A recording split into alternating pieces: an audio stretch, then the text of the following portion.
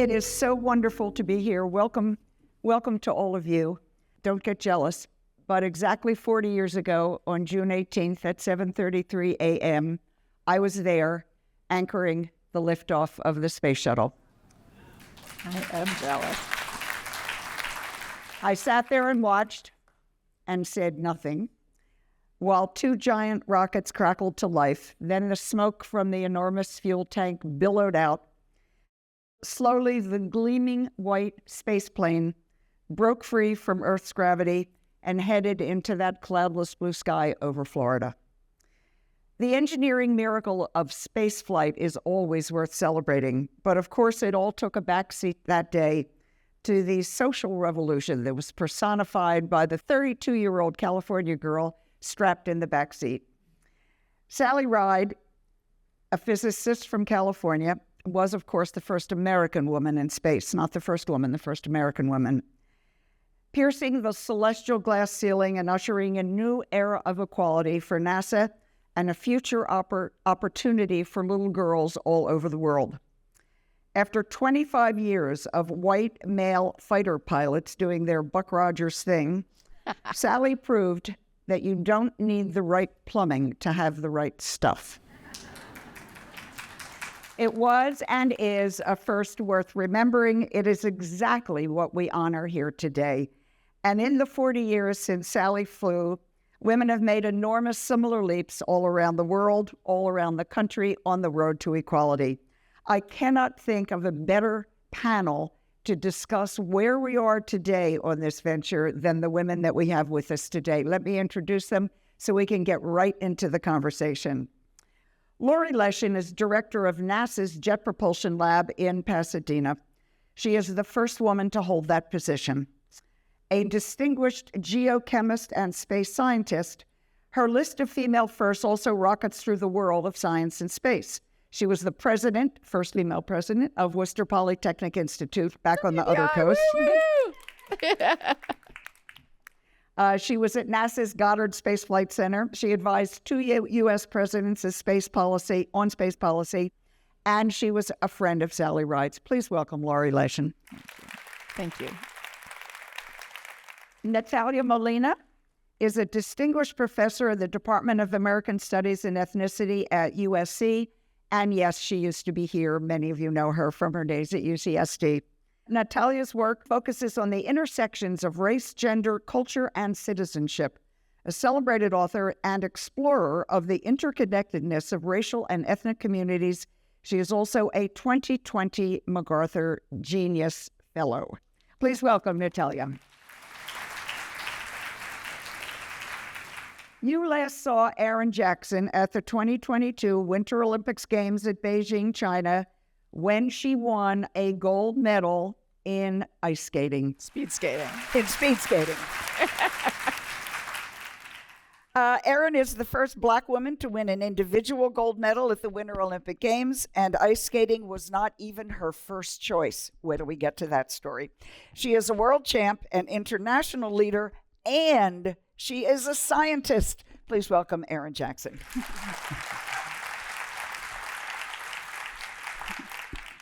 It's so nice to be here with all of you and with all of you. The question we're trying to deal with here, as women have moved up the ladder in all places around the world, in politics, in various places, we're there, but we're sort of short of achieving complete parity in a lot of areas.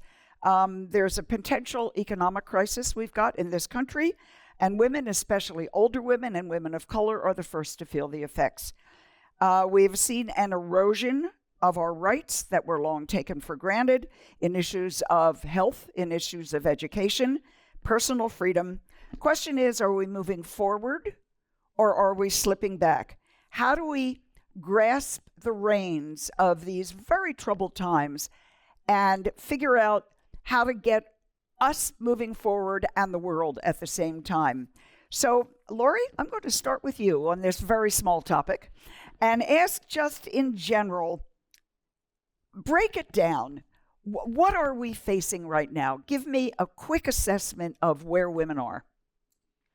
Well, so you started with the easy question. Thank you. Well, first of all, it's wonderful to be here with you and to be here on this beautiful campus. Thank you all of you so much for coming out for what is undoubtedly going to be an exciting conversation.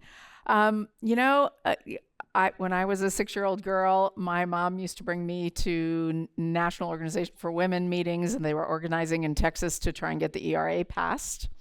And so, as I recall, we still haven't passed that. Yeah, it seems like maybe even recently had a little setback there. But at the time, I was 6, and I remember her taking me to some rallies, but also just some organizing meetings and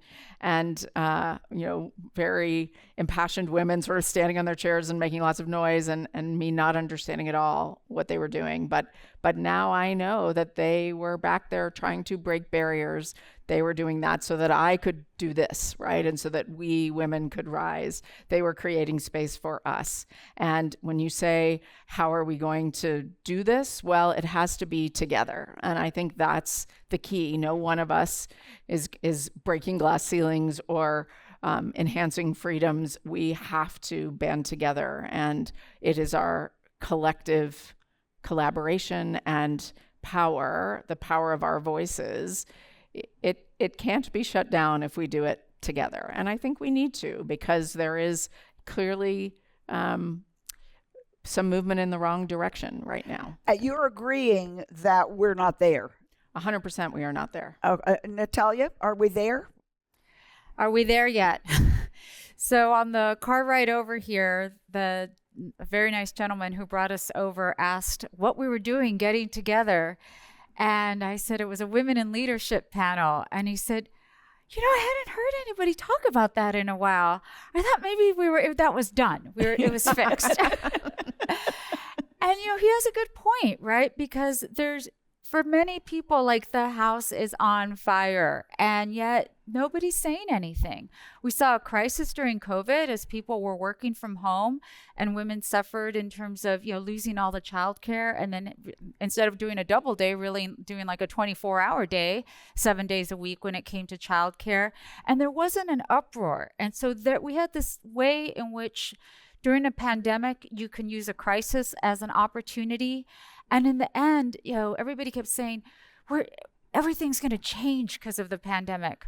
And everything kind of went back to the same, right? We didn't, revolutionize how we did childcare. We didn't revolutionize a lot of things.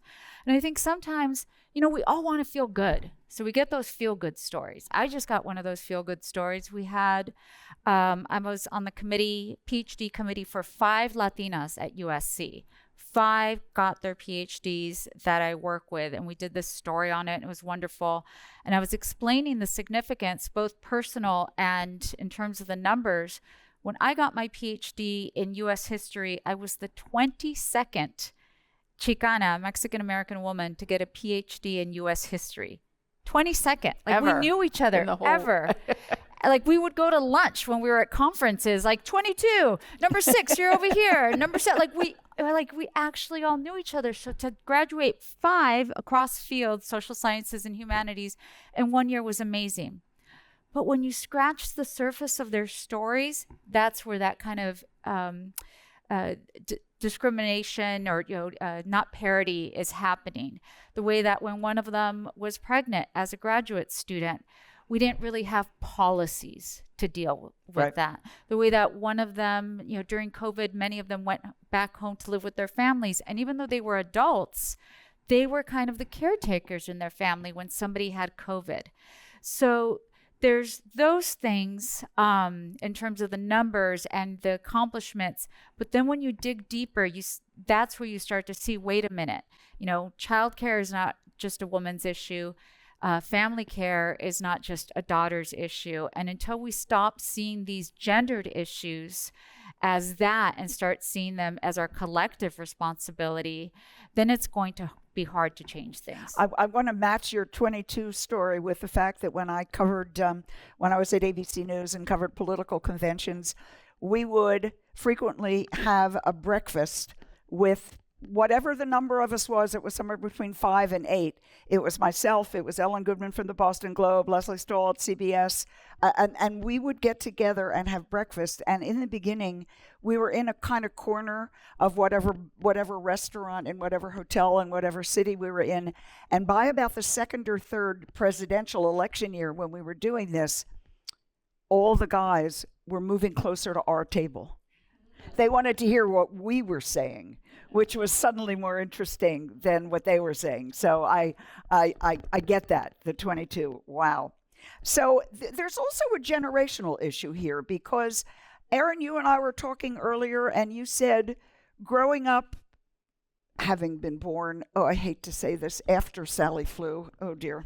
Growing up, you took it for granted that women could be astronauts and that women could do a lot of things. When did it hit you that maybe it wasn't always going to be easy for women? Actually, very recently, because, as you mentioned, I was very fortunate to grow up in a world where, I saw a lot of women out there and doing things. So it's kind of recently when I realized that, maybe things aren't as, fairy tale-y as I might have imagined. But I think events like these, where we can get out and kind of hear what other people are experiencing and just kind of getting the word out. I think these types of events are really important, especially for me, like just trying to learn from other women in leadership and, trying to help wherever I can. What do you think, or do you have an opinion on whether there is more progress to be made as women or as a woman of color? Where is there greater? Shirley Chisholm used to say, the woman, American woman, New Yorker, who of course was a congresswoman from Brooklyn, used to say she felt more discrimination as a woman than as a black. And I'm wondering if that comes down either way, or if it's all just one big mess for you. Oh. Well, I think it all kind of works hand in hand. Like anyone who might feel underrepresented, it's important to kind of work together, because we're all striving for the same thing. So I think being a woman and a person of color, I mean, they're both two different ways to kind of get to the same thing, right? Because we all want the same thing. We all want to be represented, and there's a lot of diversity in the world. So I think it's really important to have everyone kind of have their voice heard in the world. And I think, the way to do it is together. Let's talk about why women. What do we bring that a man, anybody else couldn't bring? What is special about, what are our qualities? Natalia? I think that when we talk about women, we're talking about the shared values that we have. Some of them which we've been taught to have. You're caretakers, you're looking out for people. And so when you're developing in those ways, you think more about equity. And when you're juggling different roles, you also think about, there's got to be a different way to do this. It's not necessarily that the system is broken. It's that the system was never designed for women who are, also caretaking children or family members, or are always the ones to be thinking of what we need to do. What else is going on? My dear husband accompanied me to this on this weekend, and he's going golfing tomorrow with two friends. And he said, one of them can't come anymore. And I said, why not? He goes, he just found out that his kids are off of school tomorrow. And I said, come on, it's May. How long has he had that school calendar? Any woman gets that school calendar, the first thing you do is you write down every day, right? Because you make sure that you are available for it. And so there's that way of thinking outside the box. And I'll give you a small example. I recently had the honor and privilege of serving as the interim research director at the Huntington Library, Museum and Gardens in San Marino. Gorgeous place. We have, 300 scholars come through every year, and we have a long-term fellowship program. And some of them are distinguished fellowships that you just, you hand them out to people with this record, and some people can't take them. And one of the main reason is family responsibilities. So we came up with a system that said, well, what if you can't come for during the school year, but what if we give you a 3-month fellowship that you can use at times that you have a semester or a winter break or summer break, and then you can break it up. You could still do the research, which would be great for you. You could then learn our collections and shed light on what we have. But it's on your schedule. But it's on your schedule. What difference does it make? Nobody had thought about that, right? It's this way that if we just say, like, we're not saying we want more. That's not what equity is. Equity is saying it might look different to you than it does to me because we have different life circumstances. I have to laugh that I recently saw one of those stories about. We really don't hate men here. It's going to come out a few times that they're little funny stories, though. But there was one of those stories about a guy who had 2 families or maybe 3 families, one of those horrible stories. And somebody tweeted, and I just loved it, couldn't have been a woman. Mothers could never have a secret second family, which struck me as being exactly the point. Laurie, what about in science, in space, in your world? I mean, I want to just pull on a thread that you started, which is what would it mean for women to lead more? I mean, I think what we bring is a different lens. And that lens is of someone who is working within and succeeding within a system that we did not build, right? Not only was it not built for us, it wasn't built by us, right? And so we automatically come in with that bit of an outsider view, which is a lot of innovation happens with people who are not the insiders, right? And so I see it as a real opportunity if you can find yourself in the right place with the position to bring that outsider view and really drive change that is systemic change, not around the edges, but that we actually step back and look at the systems we operate within and how do we rewire them. That is a great example. When I arrived at JPL, which of course is a phenomenal world-class technological organization exploring the frontiers of space and the solar system, understanding the Earth and how it's changing with climate, and it's just incredible. And you can imagine there's a bunch of really smart people working there, and they're fabulous. And we didn't have paid parental leave. Oh, right. I mean, I was like, it's California, and it's 2022. It was last year when I got there. I've only been there a year. How do we not have paid parental leave? And you know, we say our values are inclusion. We have, you know, values, and we have big diversity, equity, and inclusion and accessibility initiatives, and we don't have paid parental leave. And I said, well, here is a place where our stated values do not match our actions. And that's another good way, I think, to drive change when you come in with that different lens. And so we are actually all work for Caltech, where JPL is operated by Caltech. And I came to the president of Caltech and said, we don't have paid parental leave. And he said, yes, we do. Of course we do.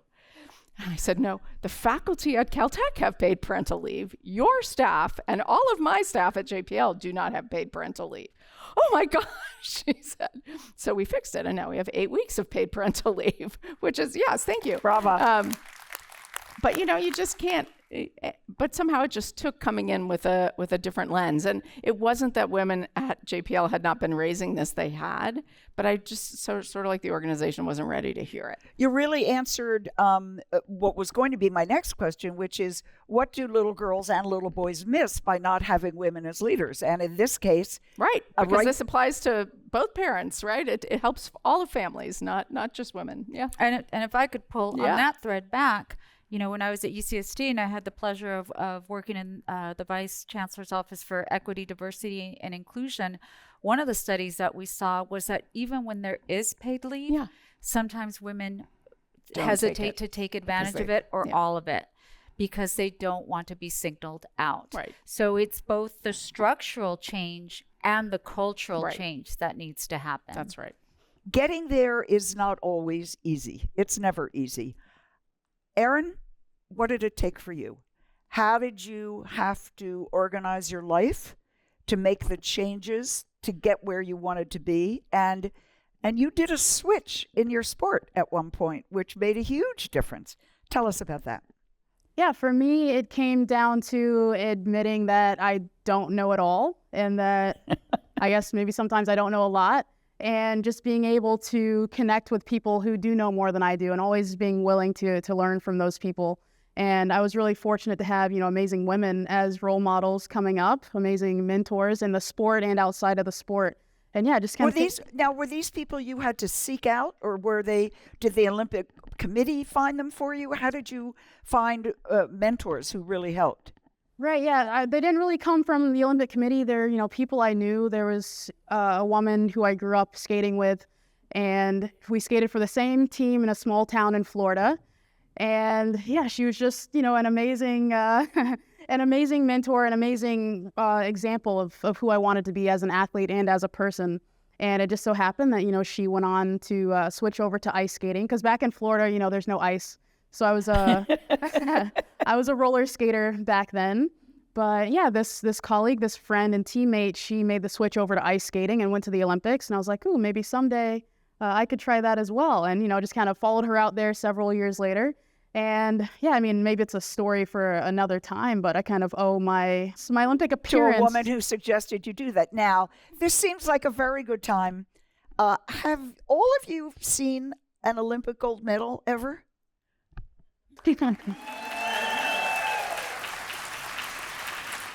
I want to point out it's heavy. It's very heavy. But thanks to a woman, right? Right. If she hadn't suggested you switch over.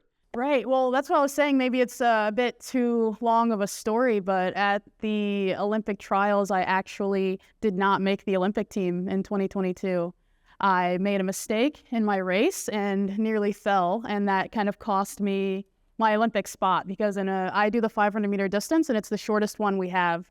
So yeah, when you're in a race that short, you just can't afford to make any mistakes, and unfortunately, I made a mistake. And this woman who I grew up with and looked up to from a young age, she had won the race that, I was the favorite to win. And she said, Erin, you've worked really hard. At the time, I was ranked number 1 in the world. So I just needed to be number 1 in the United States to make the Olympic team. She's like, Erin, you've worked really hard. You've positioned yourself as number 1 in the world. And this one mistake shouldn't take away from your dreams of winning an Olympic gold medal. Like, you are our best shot on Team USA. And what she did is she declined her spot in that race so that I could compete at the Olympics. Wow. That would be sisterhood is powerful, I think. Erin, what I was about to say, what did your parents tell you about what you might accomplish? Your mother, you lost her at an early age, right? Right. I was a senior in high school. Okay. What about your dad? What did your folks, though, growing up, and what did your dad start telling you about what you could do as a woman, as a Black woman? Right. So my parents didn't go to college or anything like that. They didn't have a secondary education, but they always really focused on those things for me. So when I was a kid, they kind of tricked me into thinking that books were cool toys and things like that. I was the kid who carried around a dictionary because my dad would always say, look it up whenever I had a question. So I was like, well, I have this dictionary, so I can look it up. So yeah, I was a really big nerd as a kid, thanks to my parents who always saw, the value of education. And as long as I focused on school, they were happy to kind of support me in anything else I wanted to do. And for me, that was skating. And yeah, they were super supportive in anything. And they basically told me that I could be and do anything I wanted to do. And I really appreciate that.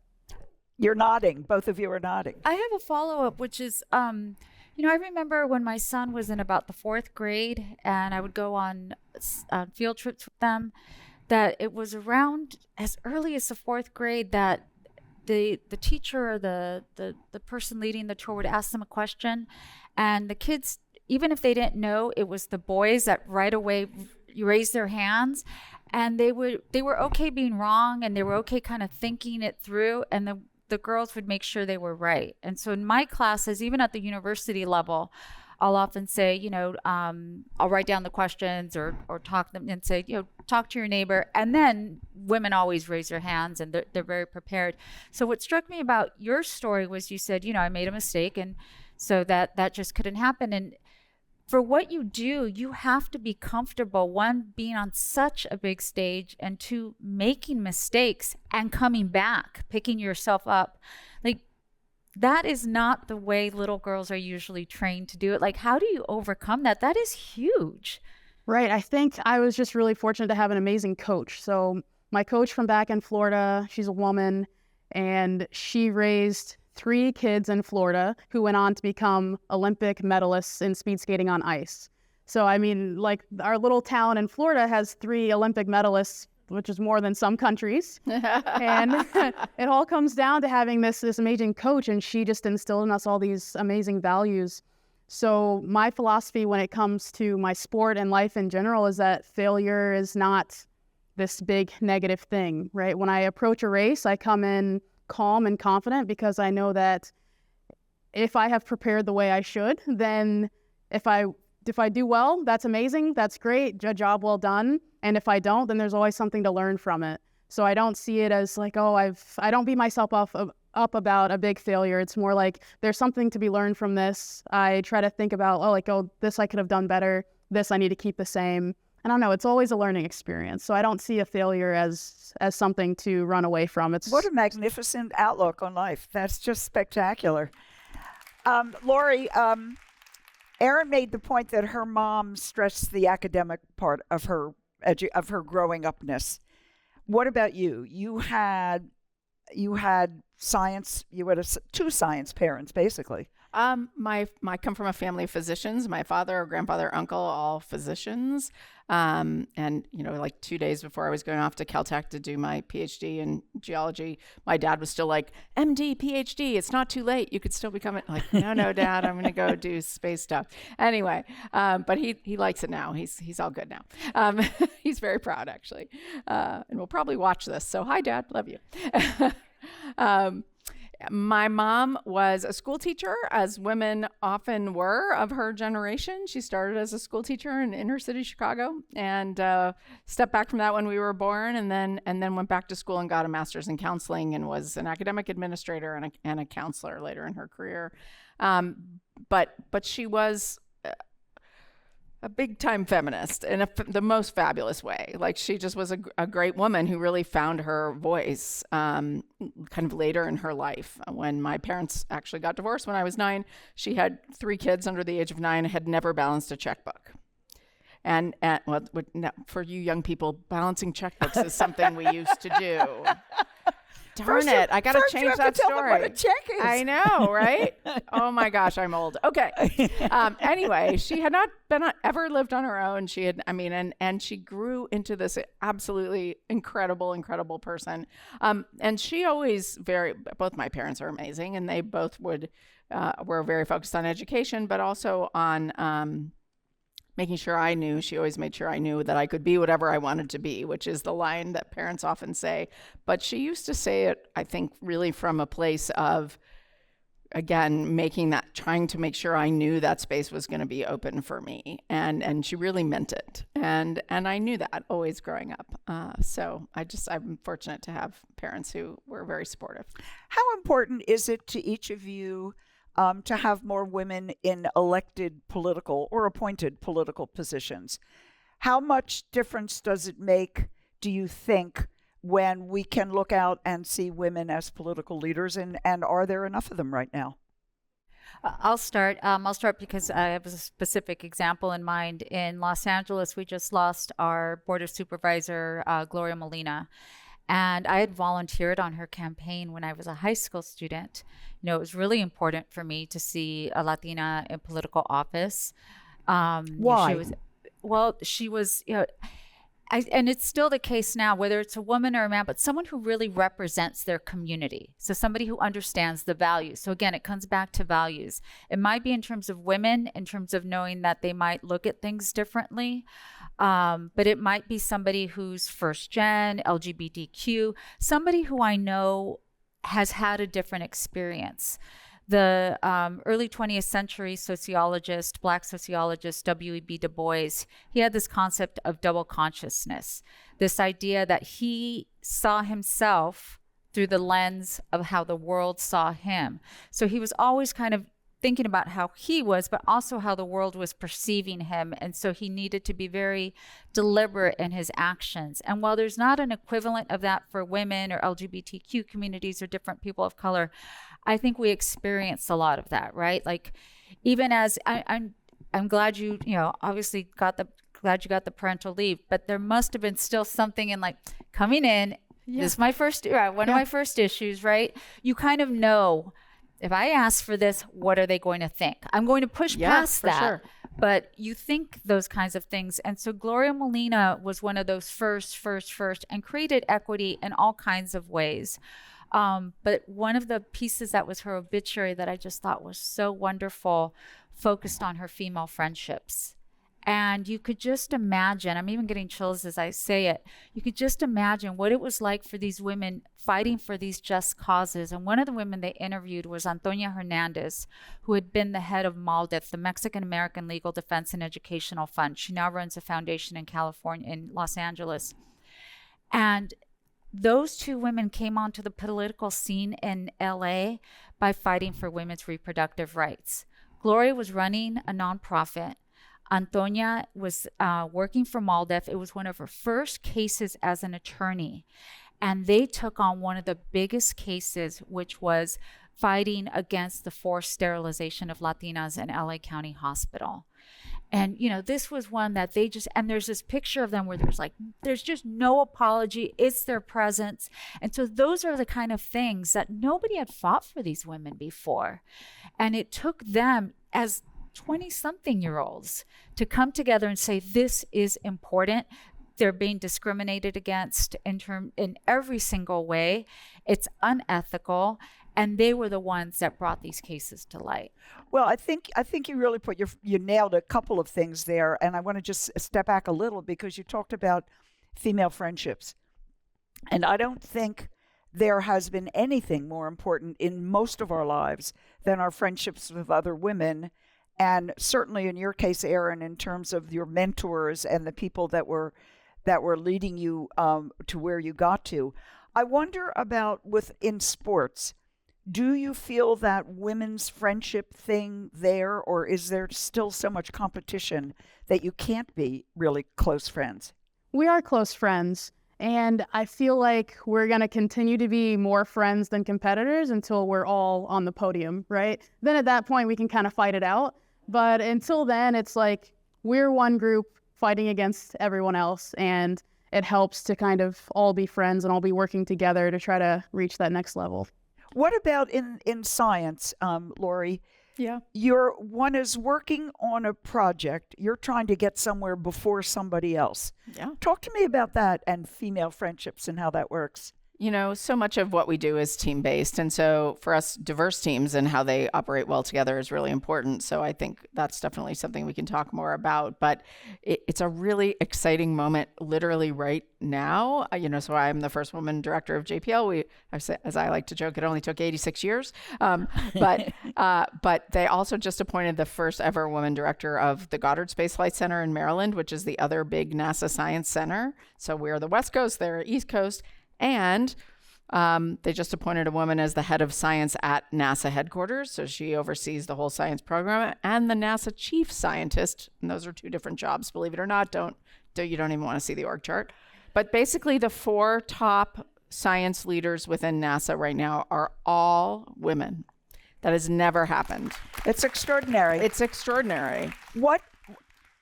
What is it going to mean, do you think? It's so fascinating to see already, right? So we are talking more, engaging with each other more than again, I've only been back in NASA for a year. I was out for 11 years doing academic stuff, and now I'm back. But the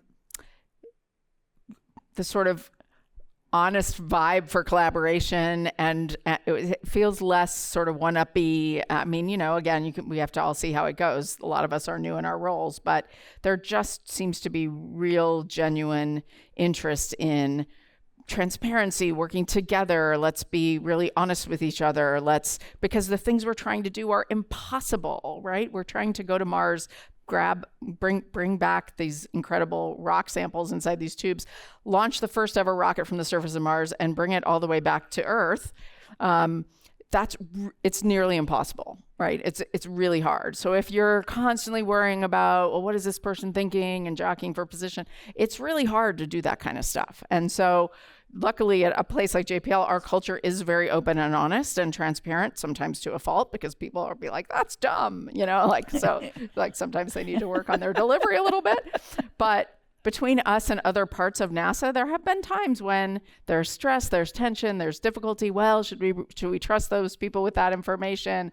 And with these leaders in place, it is just working incredibly well. And I just have to think there is something to that, that we are all women, we're all about the same age. We are, we're sort of working together in a wonderful collaboration so far. So I'm excited about that. It is very exciting, Yeah. a complete change. I should Take also over the world. point out, I had a tiny little conversation with Laurie earlier. She went to Caltech as a graduate student. I did. And my question to her was, it was your basic, dumb reporter question. Did you ever think when you were an undergraduate, when you were a graduate student at Caltech, you'd wind up back there as the person running it one day? And the answer was? Absolutely not. No, but it is my dream job. So I feel like the luckiest person in the solar system, probably, at least. Maybe. I don't know about the universe. We don't know how many others are out there. So let's talk a little bit about the business. Oh, before we move on to the business world, elections, politics, voting. yeah, Erin, is your generation going to vote more? please vote. I think so.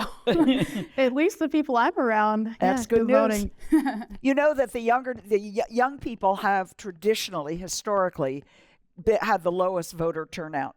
The people that turn out the most are, of course, old people, because there's nothing left for us to do but vote. So old people vote. We're wonderful voters. Young people have not been great voters. What do you think about your generation? Right. I think I was part of that group that was like, oh, I don't need to vote. I mean, what difference can it make? And everything's fine. Nothing affects me. But then as I got older, I don't know, maybe I'm part of the other generation now. I'm not sure. Maybe it's always the people. It happens that way. It's interesting. Yeah, so I've flipped over to the other side where, voices do matter, and it's important to get everything out there. So yeah, maybe I'll have to start talking to my younger friends. Yeah. I mean, we both spent a lot of time on college campuses, and it is amazing right now. I always used to say to people, if you're feeling despondent about the world, come spend a day with me when I was president of this wonderful university, WPI in Worcester, Massachusetts. And we've got a WPI sweatshirt right out here in the audience, I will point out. Yay. Forkham Devils, that's ASU. That's undergrad, sorry, no, Caltech and WPI, Goat Nation. Yes, go Goat Nation. But I would say come spend a day on the campus, because you will leave feeling like, okay, they got it. Like, they're like, Yeah. no, you all have messed this up. We are going to fix it. Well, right? this is what we need to happen. It's what we need. It's It's what we brilliant, committed young people to actually change the world. By all means, let's hear it for the next Don't generation. get over it. Keep holding on to it. Business world. What are my numbers here? 8%. Women are 8% of the CEOs of top companies right now. 8. That's an 8. Does it matter? How do we fix it? Anybody care? Well, you deal, Laurie, with businesses all the time, with space businesses, the aerospace industry. How many women are running those companies? Well, Gwen Shotwell at SpaceX is doing a pretty good job.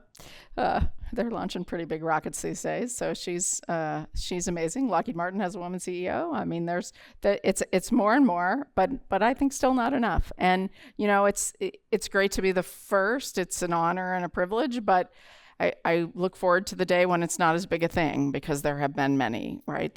And there are many options that, I hope that when I step down, which I hope will be never, because I'm very happy where I am, but that there are 3 or 4 or 5 women who are obvious replacement candidates. So, we're definitely not there yet in the corporate world. And I think the movement to diversify boards of directors is a really important part of that story. Diverse boards will select more diverse CEOs, and which is the most important job of a board is to select a CEO. And a lot of the state of California has, I think, now legislation. Is that right? Is that a law here now that the boards have to have a certain diversity level? It's happening more and more overseas, and I think those things will help us more over time. I don't know if you have a view. I'm just so glad to see such a diverse crowd here, including in terms of age, because we're not going to diversify the boards and increase the numbers of CEOs by only talking to CEOs and boards. It has to start so much earlier, because people start to, women and girls start to opt out very early on from the kinds of messages that they get. There was just that article in the New York Times about the low number of girls in STEM. And part of it has to do with just the power of imagination, not even imagining themselves in certain majors. And so, always getting that message out of you can do this, and, not what did you learn, but what question did you ask? Where did you push back? Where are you, what do you want to do and how do we get there? And making sure that whatever people's dreams are when they're 5, 6, 7, 8, that they don't stop when they're 12, 13, 14, because all those things lead to having less diversity in those areas. And it comes even, in the arts and humanities. As I said, I was interim research director at the Huntington Library, and even in terms of our artists and in terms of who gets bought, who gets space. So even if you make it in a certain way, as an artist, but who's, getting the bigger commissions, who gets to be shown in museums. And so all those ways that we can help each other out. And that's where that transparency is so important.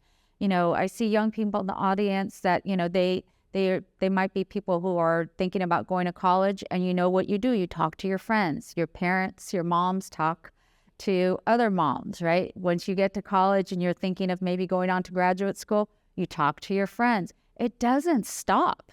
It doesn't stop no matter what level that you're at. What did you mention that you did now with all these?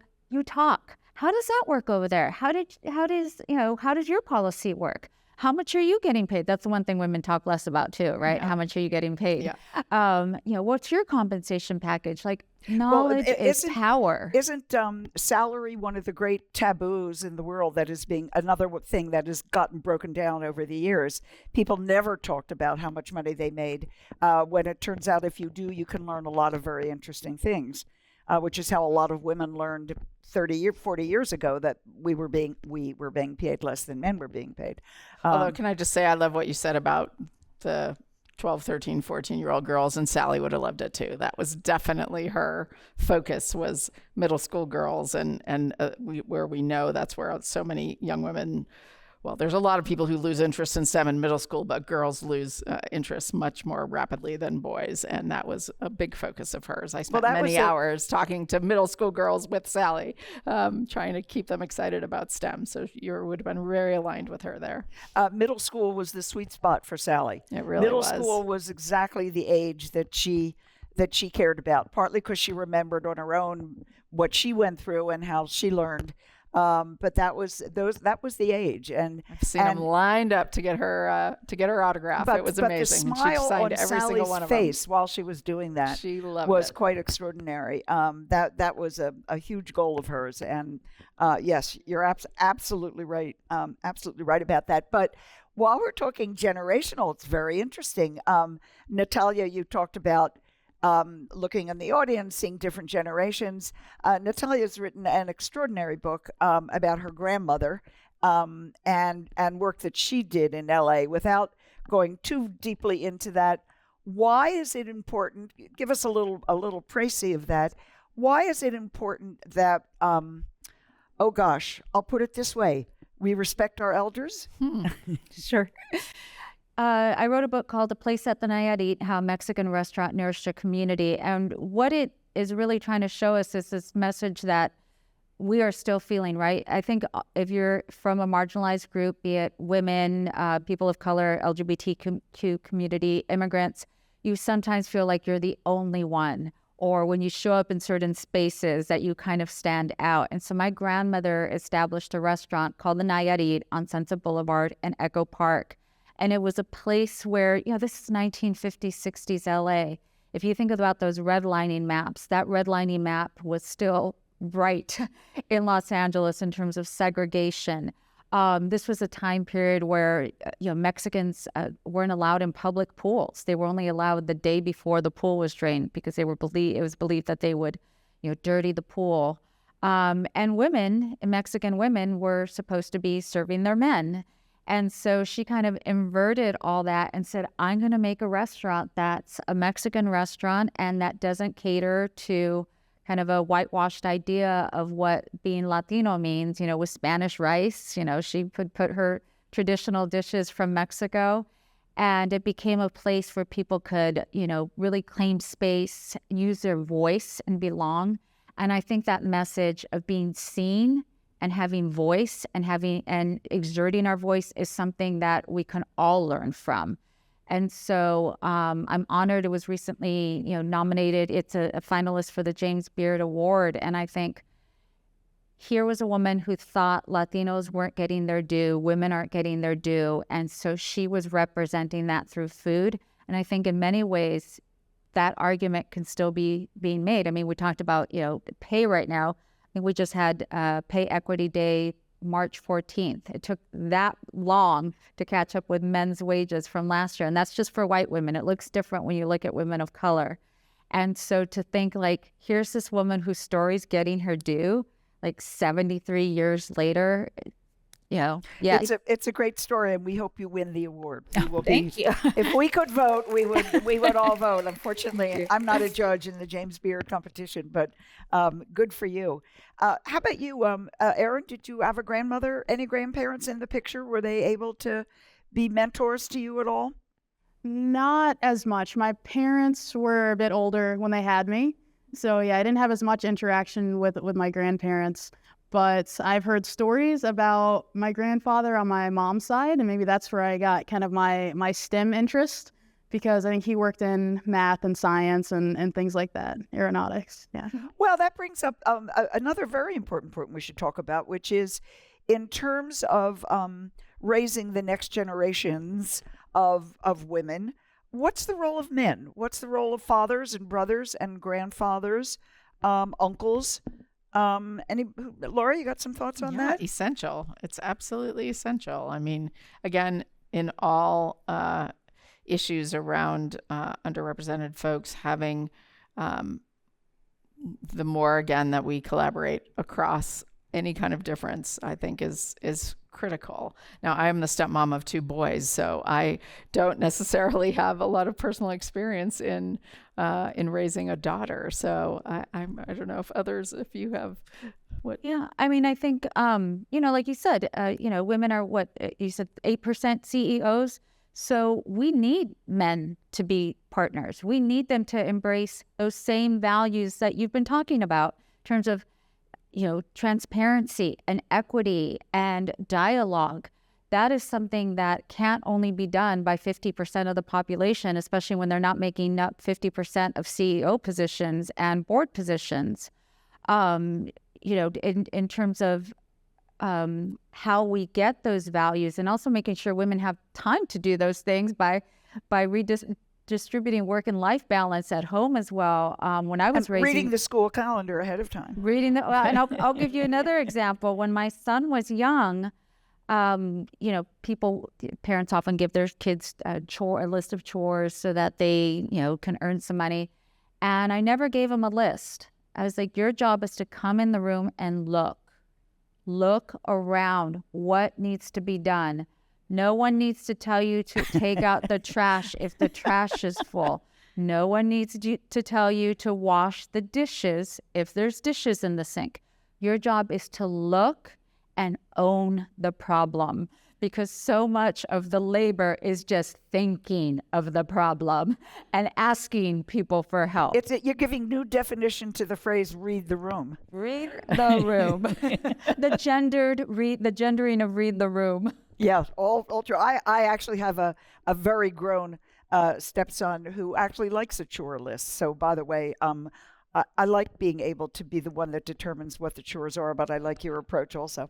I think that's a great approach. Yeah. So we've all done our thing in some ways, and had an effect on other women and younger women. What have we done wrong? What are some of the mistakes you think that women have done in terms of promoting equality and women's rights? Can you think of anything? Surely we've done something wrong. I don't want to say wrong. I think it's, we talked about this a little bit in the room, and I might get a little emotional because my cousin, I love one, you recently had surgery around a women's health issue. And it was just a stark reminder of how much we still need.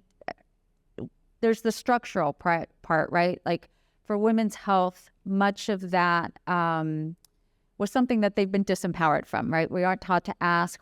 That kind of knowledge, OBGYN knowledge was, traditionally, I'm a historian, so I don't want to get too, a historian on you, but, this was something that was often a domain of male doctors. And there's a way in which that has also seeped into the culture. And so we still don't ask, and doctors aren't often trained in these issues. We talk about women being 51% of the population. But if you're talking about women's health, you have to go to a specialist. And so it was just one of those things where with the surgery, here my loved one is asking me for information.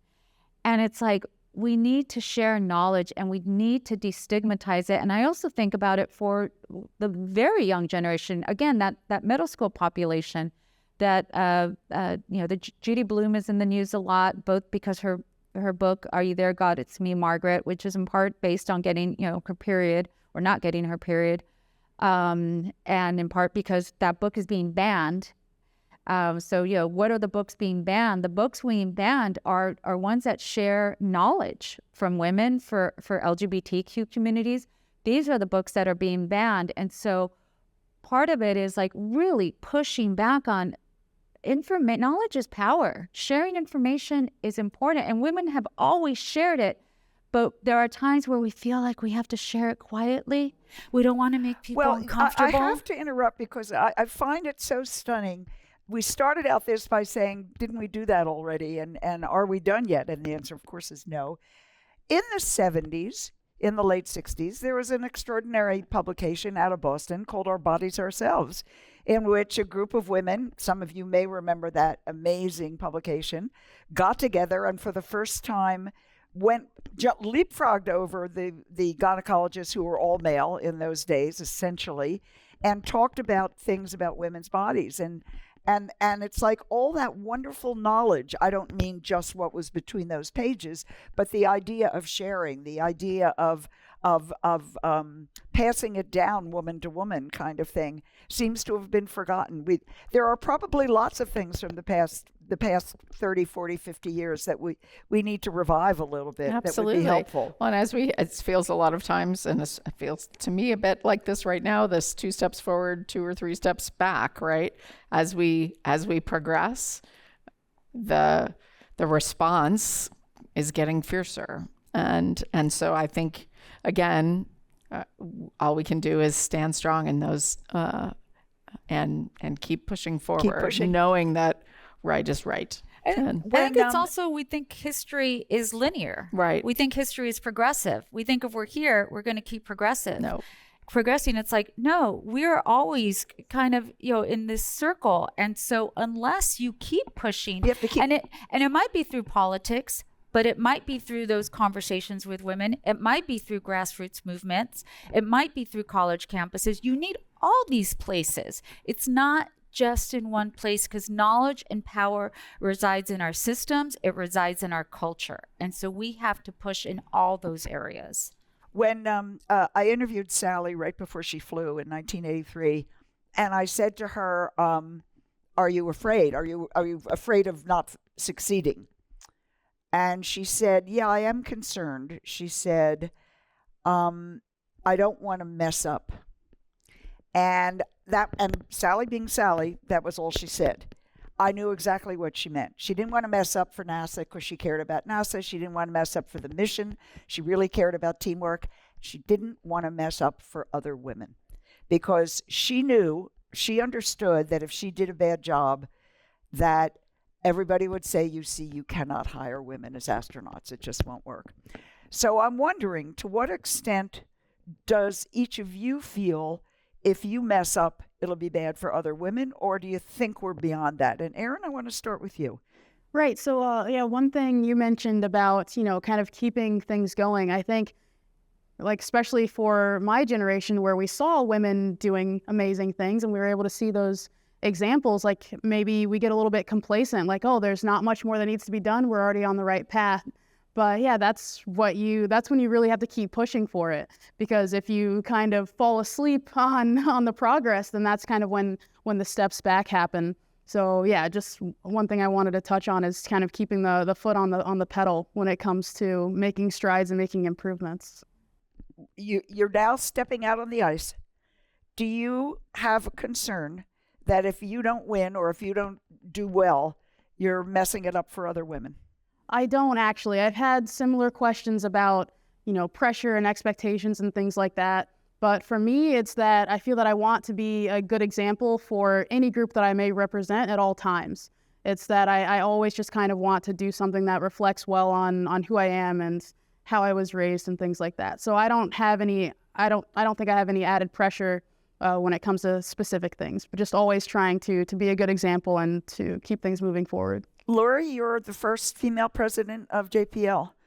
If you mess up, does it make it terrible for another woman? 100%. I 100% feel that pressure. On the day my appointment was announced, which was a year ago, January, and I needed to see the academic year through at WPI, so I didn't come until May. But on the day it was announced, I know lots of people at JPL already because I've been working with them, although I've never worked there. I've been working with them for years. And some of them started emailing me or direct messaging me on Twitter, basically, and at Laurie of Mars, by the way, if anybody wants to follow on Twitter. But wait till we get off the stage. This one was, she was DMing me on Twitter like, oh my gosh, everybody's so excited. And they were still sort of mostly remote with COVID and everything. And then she's like, okay, so we're all, on Slack celebrating. And now we launched a Zoom so that we can all celebrate together. And oh my gosh, there's women crying on the Zoom, because they can't believe it. They're so, now we're having an impromptu dance party on the Zoom. and now we've made you a Spotify playlist with 100 songs about women on the Zoom, right? So it's amazing. It's incredible. The support has been, and the welcome, not just from women, but actually from everybody's been incredible. But it's very visible and you definitely feel it. And so, I don't let it change what I do, but I do feel it. I definitely, as the first, and I felt the same in my last job as a college president, although there have been a lot of college presidents that have been women. JPL is a bit of a more unique kind of institution. Well, it's there. Natalia, I bet your grandma didn't worry about being a female. I suspect you're right. I don't feel that way, and I'm trying, and I hadn't even thought about it, so I'm trying to understand why. And I think one thing is the diversity of my field, being in arts and humanities, that there are more of us. Right. But I actually kind of have the opposite issue, which is probably because I feel like I stand on my grandmother's shoulders, all the women that came before us. I come from an immigrant family. And the message we got was to go to school and do what we could, to use our voice. They didn't even teach us to cook. Yeah, they're like, you can buy a cookbook later. I mean, my grandmother started a restaurant and they wouldn't even teach us to cook. They're like, no, you need to be reading books and later on you can buy a cookbook, but not now. And so if anything, I have the opposite issue sometimes, that I feel my purpose, my role is to talk about gender and race in terms of the structures that we've built around it and the narratives that justify those in order that we could change them. So sometimes when it's a very nice event, in this case it was women in leadership, I'm like, oh, they want us to talk about these things. But I gave a commencement speech, I think last week, and when they invited me, I'm like, you do know what I do, right? I can't give a generic, commencement speech like, please go forth, take risks. And they said, no, we know what you do. That's why we're inviting you. I said, okay, then that's fine. So it's almost like once you have that story to tell, you must tell it. Let me switch gears just a little bit. I know for a fact Sally Ride was hired at NASA as one of the first 6 women American astronauts, partly because of her background as a tennis player. They loved the fact she knew how to do teamwork. Her hand-eye coordination was incredible, which you need for operating the robotic arm and various other things on the shuttle.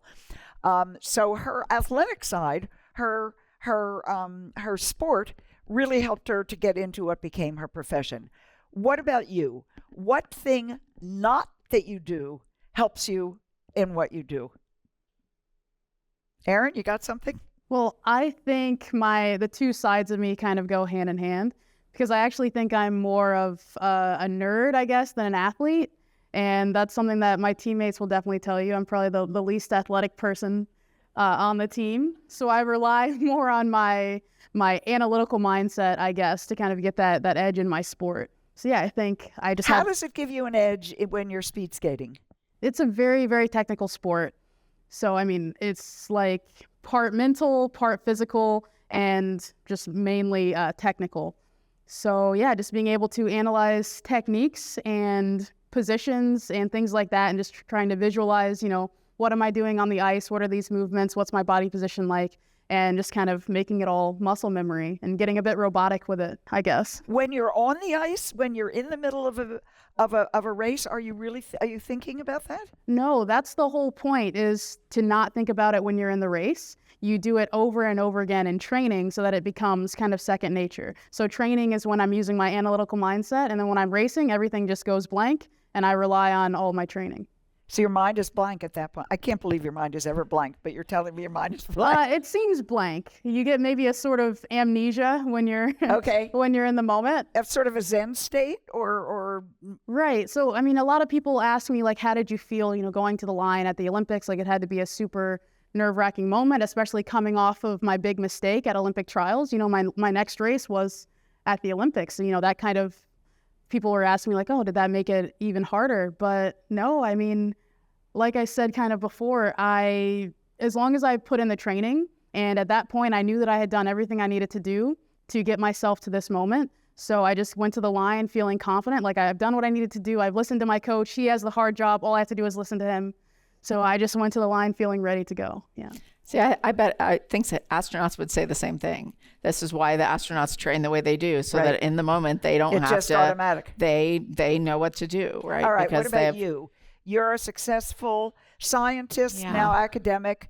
What's your secret superpower? So, you know what? I don't actually know, but I was sitting here thinking about it when you asked the question, and I think in part, so I'm the oldest, which I joke is like a surprise to no one once they kind of get to know me. But and again, my parents split up when I was small. My mom was working and going back to school, and so I sort of raised my brothers and ran the house from a really young age. And so I've been sort of in charge of things Type A is for the word like we 50 usually years. use here. So I think this idea of sort of naturally kind of figuring out how to get stuff done, it's sort of something that I've been doing since I was a kid. So that's not a hobby, but it's more about something in my background and upbringing that I think actually did contribute to me. So, yeah, It's your superpower. It might be.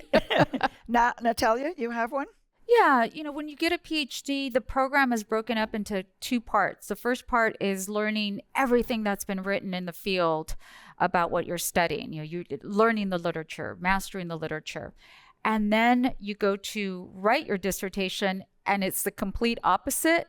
Now you have to find the one thing someone hasn't written about and develop a book on it, basically. And you're like, and so I took a workshop, and it was a writing workshop on how to write a dissertation. And one of the things they said was just start something new, because it's always hard when you start something new. And if you do that, then you won't beat yourself up about failing or not doing well with the dissertation and think that and internalize it and personalize it. You'll just realize it's all about a learning curve. So I'd always wanted to run a marathon, even though I didn't really run. But I joined a training program, and I connected with this great group of women, and they start you off like in tiny steps.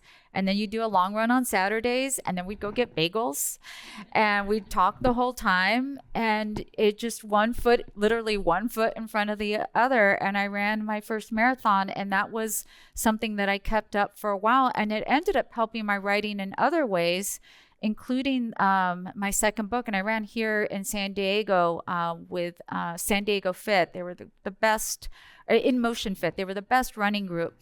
And because people would say, what do you do?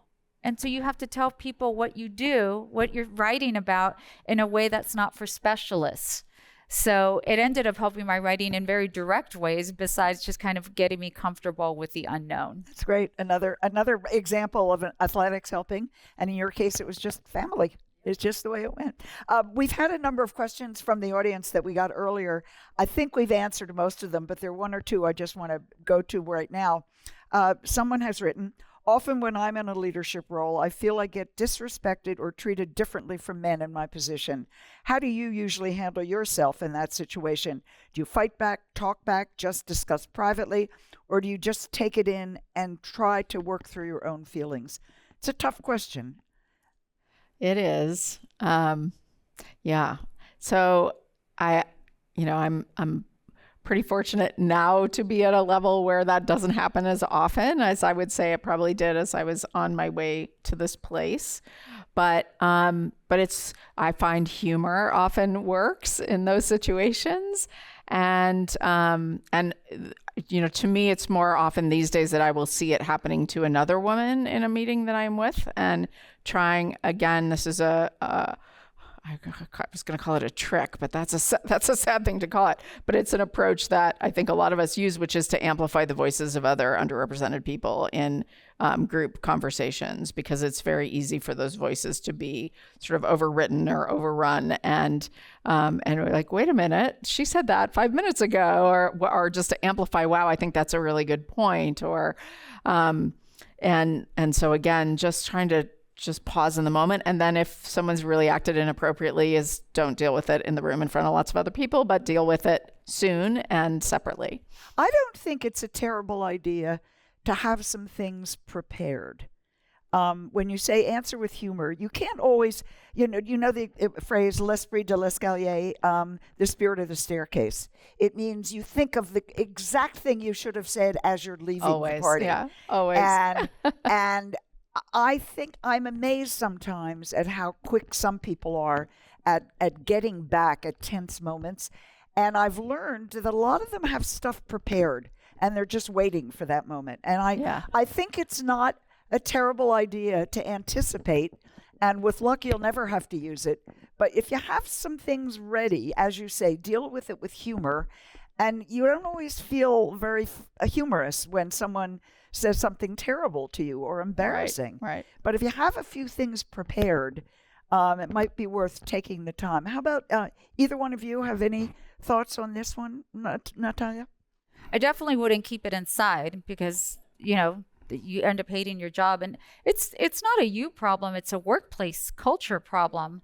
Because if somebody's exerting their power that way to you, they're exerting that power to other people, and it's giving other people the message that it's okay to do that. And so, either preparing things or, dealing with it after, or dealing it with it before, by having a meeting for all of the workplace, saying, hey, these are some ground rules about when we meet. Sometimes dealing with it after, but also dealing with it by being a bystander for that person. My husband's a very good person, and he listens to me, and he tries, and he was telling me the other day, this thing happened, and to this woman at work, and I wanted to say something, but I realized I do not need to rescue her.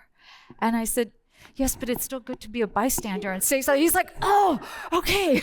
Right. So we can all say something at times. And I do love the humor line. And the line that I always had was, when I was a professor, and I would get, when I first started out as a professor, and sometimes I'd even get confused. People would think I was a student, and I would speak up in meetings, and somebody would say, well, Natalia, I've only been doing this since I got my PhD in 1970. And I would just embrace it and say, really? I wasn't even born then. So, Right. Got it. Okay, everybody, speculate as wild a fantasy as you like. What if women ran the world?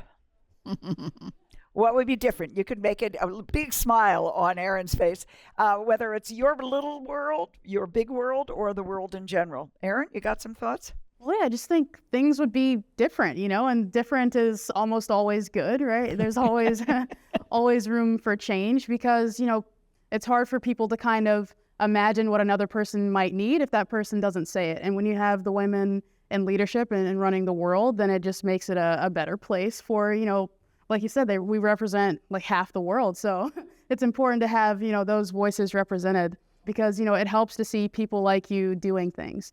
And if a young woman or young girl sees another woman in leadership, then it inspires them to maybe want to do that. Like, oh, I see someone like me, like I can aspire to those things as well.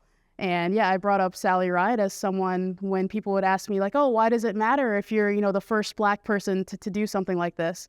And I think it matters because then, maybe someone else will see it and be inspired to like try these new sports, try these new things, just as young girls and young women were inspired by Sally Ride when she went into space. So I think it definitely does matter. And with women running the world, the sky's the limit. Like who knows what we would see and what the world would be capable of. And in fairness, you were talking before we came here, before we came on the stage, that Mae Jemison, our first American Black female astronaut, was a role model of yours growing up. She was a really big role model for me. I looked up to Dr. Jemison ever since I was a child. I remember taking trips down to the Kennedy Space Center in Florida with my mom to, pick up costumes and flashcards and books and things like that. And I dressed up as Dr. Jemison for some school projects. And yeah, I was a really big fan and looking forward to hopefully someday catching up with her. And you will. Okay, women running the world. When you said that, I was looking at the audience and I didn't see like this spark of joy. What I saw was like women's shoulders go down and kind of a sense of relief. And that lets me know that just saying that there's stress, right? And that person who asked that question isn't the only one that has had that happen. And so again, this isn't about women per se. It's about a workplace culture where people feel inspired, where people feel they can collaborate, where people feel they can be their best selves. And all those things are happen because you take into account people's differences. And you have a workplace culture that believes in equity and transparency. Who doesn't want that? So I think it's like if we had those values, with women running the world, that is something that would make everybody's shoulders go down and get that smile on their face that I'm seeing right now. It's a wonderful image. That's a great answer. Of a great relief coming to an entire population in the world. Well, Laurie? I can tell you we wouldn't be having the debt ceiling debate that we're having right now. I mean, really? Like, how about we get past the petty political and get to actually solving really intractable problems? And I don't know, in my dreams, and I just spent 3 days on the Hill, on Capitol Hill, about 3 or 4 weeks ago, meeting with a bunch of committee chairs, talking about space and national posture and competition in space, and all men that I met with, every single one of them, and most of their staff were men, and so women are not running the world yet, and so we've definitely got more work to do there. We started out by talking about the fact that we're not there yet. We've been around a bunch of places. How many generations do we have to wait until things change, do you think? That's a good question. I don't know. I really am feeling the vibe of this generation who's in college now. Making it happen. Sure feel it with my grandkids. I mean, I really have a sense that they're not going to tolerate a lot of what's been tolerated, but both underrepresented people, women, communities of color, but the young majority men, many of them as well, are just like, this is BS. Excuse me. And it's time for real change. It's one of those words that's now part of the vocabulary, given where the political situation. And so I'm really hopeful. We'll get there some other time. I'm really hopeful. We could talk for another 3 days and probably make a difference, but I'm going to have to draw an end to this right now. I told you this was the perfect panel for this. And they are examples of the fact that we are indeed getting to be everywhere. We are in science, we are in space, we are in sports, we are in academia, we are in journalism, we are in history, and we're not going anywhere.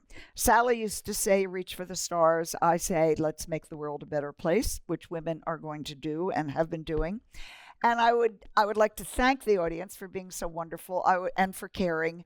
I would also like everybody to think about the fact when you wake up tomorrow, it will be Sally Ride's 72nd birthday. So happy birthday, Sally. Thank you to all of you. Thank you to my wonderful panel. And let's all watch Erin in Milan in 2026.